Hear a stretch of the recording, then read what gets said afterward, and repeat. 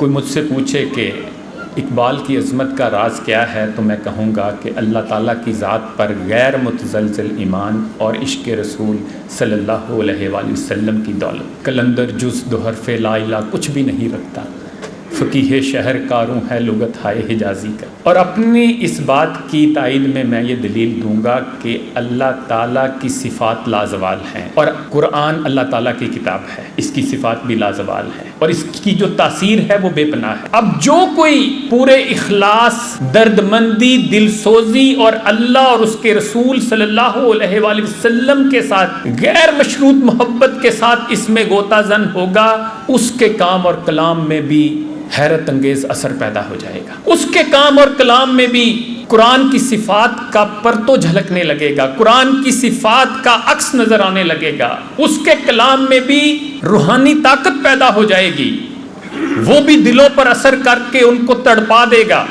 حق بات کی طرح وہ بھی کنٹیجیس ہو جائے گا، متعدی ہو جائے گا، جس پر اثر کرے گا وہ پھڑک اٹھے گا اور اس کا گرویدہ ہو جائے گا اور چاہے گا کہ اس پیغام کو آگے تک پہنچائے۔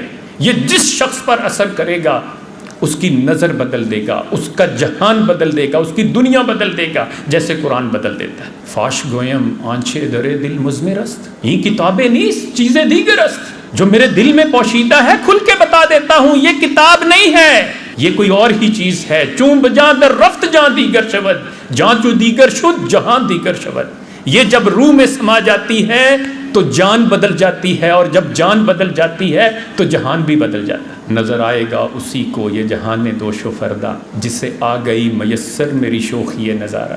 جو بھی اسلام کے عشق کے اس مکتب سے خوشہ چینی کرے گا، یہ ہو ہی نہیں سکتا کہ اللہ اس کے کام اور کلام کو عروج اور دوام عطا نہ کرے۔ جب تک دین باقی ہے، دین سے محبت کرنے والوں کا پیغام باقی رہے گا۔ اور اسی حقیقت کا اظہار خود اقبال نے اپنی نظم مسجد قرطبہ کے انشار میں کیا۔